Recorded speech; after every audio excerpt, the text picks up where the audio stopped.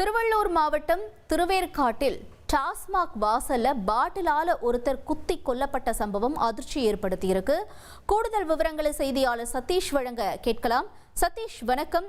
இந்த சம்பவம் எதனால நிகழ்ந்ததுன்னு தெரிய வந்திருக்கா? விவரம் என்ன?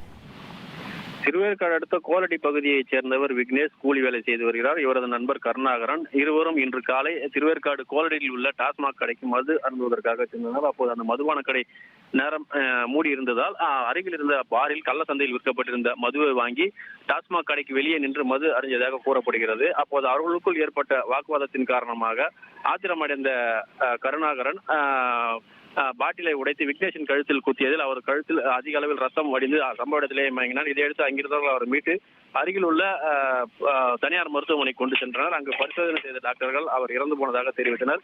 இந்த சம்பவம் குறித்து திருவேற்காடு போலீசாருக்கு தகவல் தெரிவித்தனர். சம்பவ இடத்துக்கு வந்த போலீசார் இறந்து போன விக்னேஷ் உடலை மீட்டு பிரேத பரிசோதனைக்கு அனுப்பி வைத்து கொலைக்கு காரணமான கருணாகரனை கைது செய்து விசாரித்து வருகிறது. திருவேற்காடு பகுதியில் விதிமுறைகளை மீறி கள்ள சந்தைகளில் பார்களில் மதுபானங்கள் விற்பனை செய்யப்படுவதாகவும் அதன் காரணமாக தற்போது இந்த கொலை சம்பவம் நடந்துள்ளதாக இந்த பகுதி மக்கள் குற்றம் சாட்டியுள்ளனர். தொடர்ந்து போலீசார் நடவடிக்கை எடுக்க வேண்டும் என்பது பகுதி மக்களின் கோரிக்கையாக உள்ளது.